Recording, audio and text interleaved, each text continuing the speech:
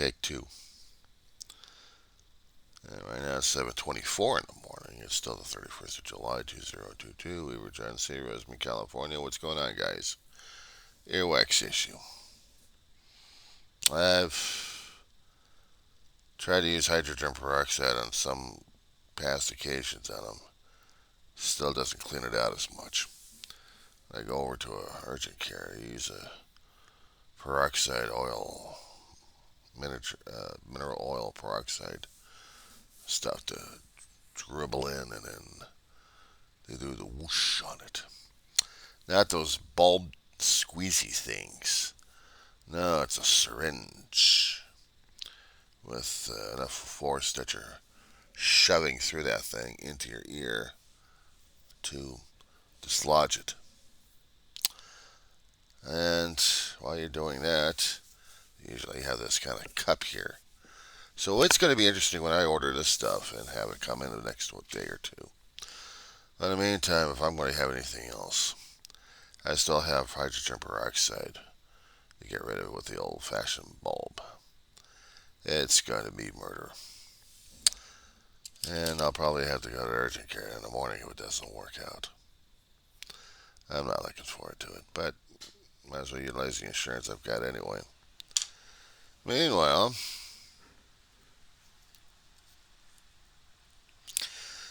I was caught off guard on one particular Facebook posting in one of the grief pages. Unresolved issues. Well, the unresolved issue I thought I still have that's been resolved was the CARO situation. The Carolina Helen Thingvall situation. Or is it the Helen Carolina Thingvall situation? One of those two. I was trying to explain to them about what the hell happened here. Right after Ma's death, and we're still dealing with the apartments over to Montecito in Lancaster, California on no intent. We're dealing with management trying to kick us out. Even before Ma passed to the great beyond. Okay, she died. We were dealing with management trying to get us out. We were there for 5 years. We didn't give anybody else a problem, but corporate had something up there, had a burr up their ass. But the local management didn't. They were following corporate. And what happened was a series of events that took us to the point where we had to take them to court, even right after Ma's death. I had to get a lawyer. I had to fight him. And we did. Draw. But they still wanted us out anyway. So it was about 6 to 8 months. We got out with moving cash to get us set up to another place where we used Ma's life insurance to secure a little bit of a home for ourselves, a trailer home out in Roseman, California, before moving out to this apartment complex here. And while we were dealing with the stuff in Lancaster, David gets the online approach by a woman. According to my brother, she was a cute blonde. I'm thinking, I'm looking at my brother. He's coming up on 55 or almost 56. And, actually he's in his mid to late 50s. And someone's going to be trying to secure something on this guy? Nah, come on. But we were hurting so damn badly from Mama's passing. And we were focusing on a housing situation. My brother didn't even see this one coming, and usually he sees scams coming left and right. He avoided them like the plague. This one he didn't. This one he invited it in. It was a woman interested in him. piqued his curiosity.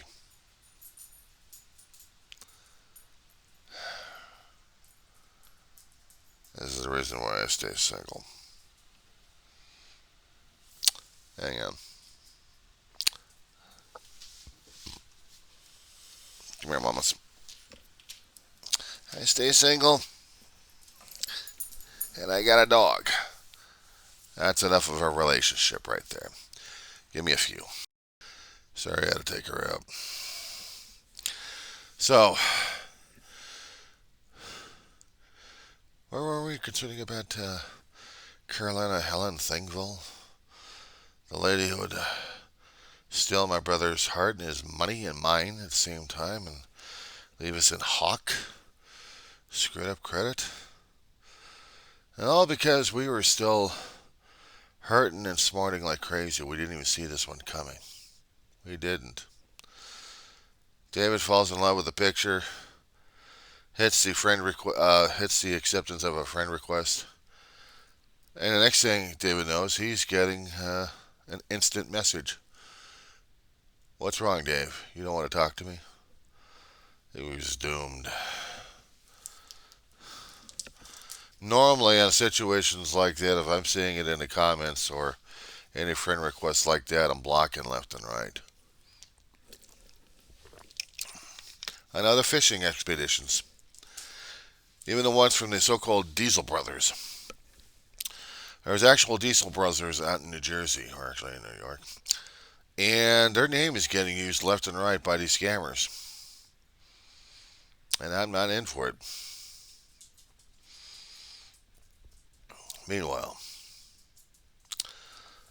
Dave falls in love, has an online fling on this one. Next thing I know, about a few months later, and I'm just about getting myself ready to go to college for the first time. And Dave was saying, John, how would you like to have her come over? In an instance, I'm thinking, no. I'm dealing with Mama's death. I'm dealing with the relocation. I'm dealing with the college situation. I should have said no. So sure, what's one more complication?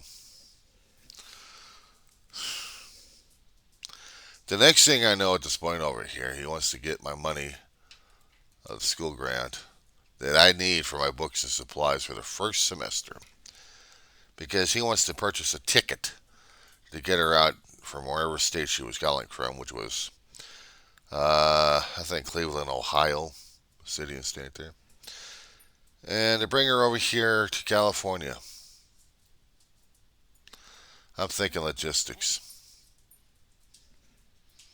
The only place she's going to be sleeping at this point is on a damn couch.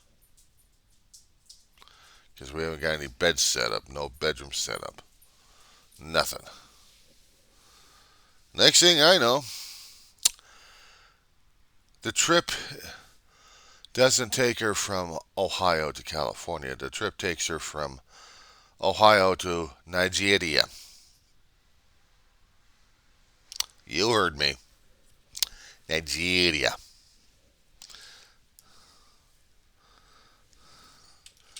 Home of the scam artists of Africa. David should have got this one. He should have just stopped right there, and he didn't. Because his head was so damn screwed up. He still wanted someone in his life. And me, I'm thinking, oh my God, what are we getting ourselves into?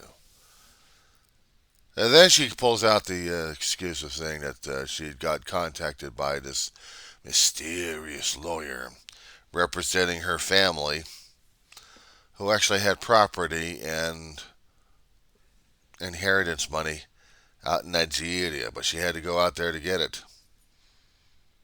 But in order for her to claim it, she needs to be married. You getting this now? So my brother's not even getting this damn scam left and right, and we're having an argument over this damn shit. Meanwhile, as I'm going to school, I'm using the camera phone. I'm using a phone for this. Not the phone, but just an earlier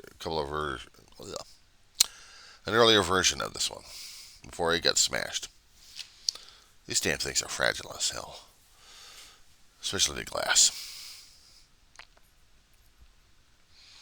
I'm arguing with my brother over this damn stuff. I'm arguing with him left and right on this. We don't need this. We don't need her in our lives. It's too complicated. Didn't work. He still wants her in the life. Next thing I know, he's signing up for, he's trying to go through this email stuff to swap. And I have to keep helping him out by getting photocopies and then scan the copies and then sending them back and forth. Documentation so he can actually get married. So she can claim it and then come home with the money. Didn't happen. The lawyer ran away, leaving her in Nigeria, screaming and pleading for help with a cat. Oh yes, there had to be a cat in this one. And she's trying to find a place, and she's trying to do this, and she's trying to do that. My brother's heartstrings are pulled like crazy, and I'm like, oh my God, we're getting suckered into this shit. Gets to the point where we have to start depending upon a loan shark for assistance. You guys getting this? I mean, this is what happens when you're in grief, and you're not paying attention what the hell's going on because something of sneaky nature comes in, and then boom, you're in for the ride of your life, and then you're being scammed left and right, and there goes your credit, there goes your history, there goes you. And my brother's not getting it. He's not understanding. He didn't want to understand it. He's not listening. What happens with this situation here? It's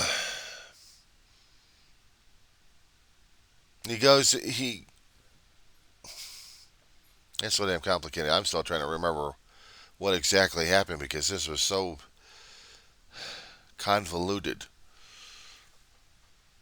Okay, so the justice system is working very slowly in Nigeria.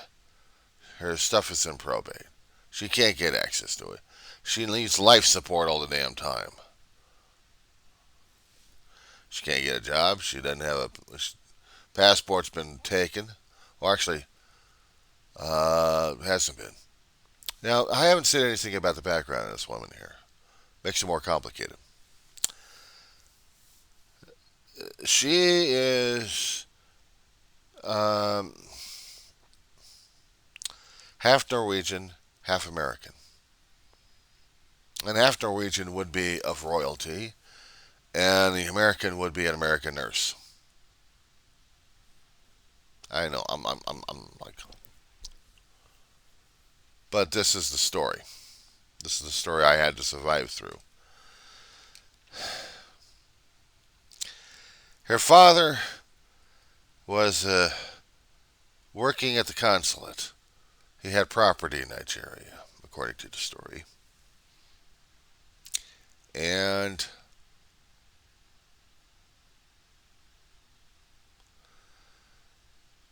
father had her in Nigeria, where she was born and raised.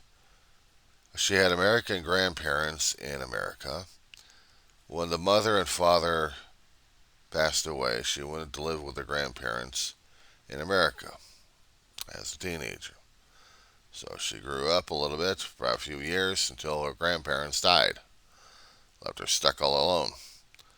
She found this prince of something, of the country that she's in. Marries her, has a kid, takes it back to the country. Not realizing that she's already been naturalized citizen at this point over here. She's got a green card, she's got her passport at this point. She's a naturalized American on American soil that a kid's been born on. But now we got a kidnapping situation, and according to Sweden's law, the kid is allowed to go back to Sweden and live with this douchebag. My brother and I are getting taken up on this damn story here because now I'm thinking about the legalities of this shit here. She didn't have the money to fight this asshole.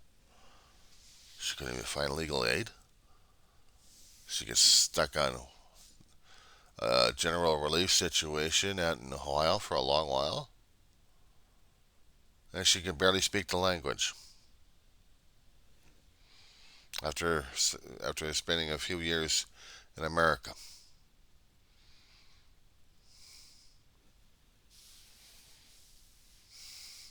I mean, the thing that caught me was how convoluted this whole damn thing was. And I even tried to explain it to the federal government.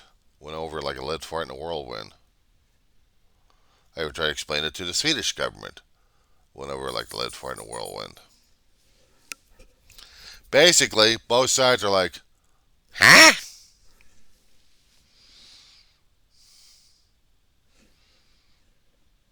We should have stopped the damn thing. But it was just an ongoing soap opera for my brother.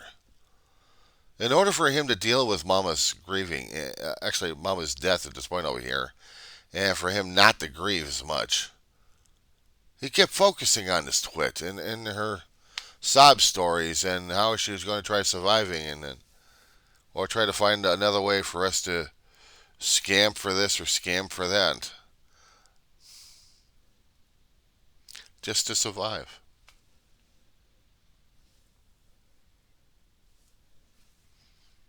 By the time he passes away, she's still stuck in Nigeria.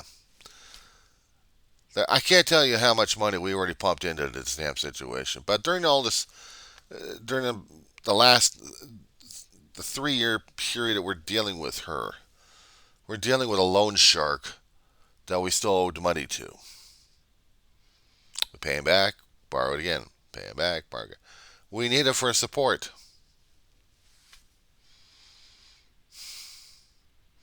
We need it for the food, we need it for the bills, we need it for the rent. I mean, my brother was barely paying for the rent. His health was getting deteriorating. I had to keep staying, I had to keep taking care of him. I don't know how the hell I was going to be doing that. But we managed. Should never have been.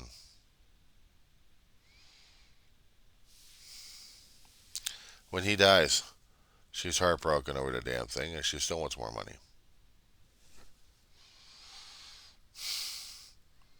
He's not even cold yet and she wants more money. She still wants to get out of Nigeria to be with me. Oh, she loves me so much. She loves having a brother. Oh, she can't understand the pain I'm going through at this point over here and yada yada. I'm like, how the hell do I get out of this, God? Please, how the hell do I get out of this? So a friend of mine has suggested to me, cut her off every aspect, every place that she's going to be in. Just stop. There's only one problem with this. She knows where the hell I live. She has my address. She has the address to this place. Not once have I gotten a card or anything in the postage. Unless postage is that expensive in Nigeria. And yes, I have a problem. I have a problem with the scam artists out in that country. Because I don't want to help ruin my brother's life at this point. So unresolved issue at this point. I could sue the living crap out of him, but I ain't gonna work. I ain't got the money for lawyers, and it wouldn't work anyway. They're not even recognize you in the country, or are they? I don't know. But they should have done something, but they didn't. One of the sob stories that Carolina was giving my brother and me. In order to get out of there, she would have to go through the Swedish consulate. She would still have to cough up money for transportation and fly out of Nigeria to Sweden and stay there for several months. Part of the processing. After that, she could be free to emigrate back to the States. As if we had the money for that shit, too.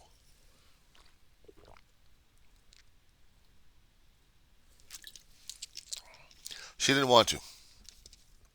She wanted us to get her home.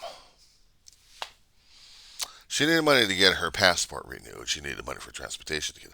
She needed this and that and this and that and this and that. This is how the scam works. After they got you hooked, line, and suckered, you're emotionally drawn into the situation. Peek, peek, peek, peek, peek, peek, peek, peek, peek, peek, peek, peek, peek, peek. You're a sucker. We're picking you dry. My word of advice, fellow grievers at this. Do not fall for any scams like this.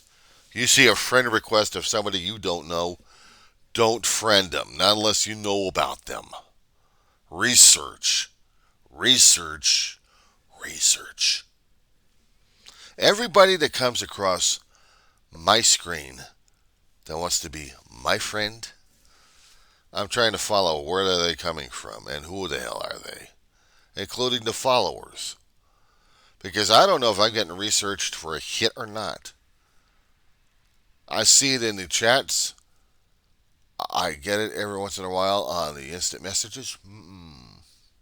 You're gone. You're blocked. Your history. I don't want you. I don't want them. Because as far as I'm concerned, I'm a solo act. My brother wanted family. He didn't realize he lost it. He had it around him and he lost it with this CARO crap. But I stuck with him because I'm his brother. I'm family. So, my fellow grievers who are going through emotional traumas right now, heed my message. Be careful of who you friend or who is friending you. You'll never know if you'll get a scam artist from Nigeria ready to pick your pockets clean and then tear apart your sanity at the same time. And I've had that both happened. Never again.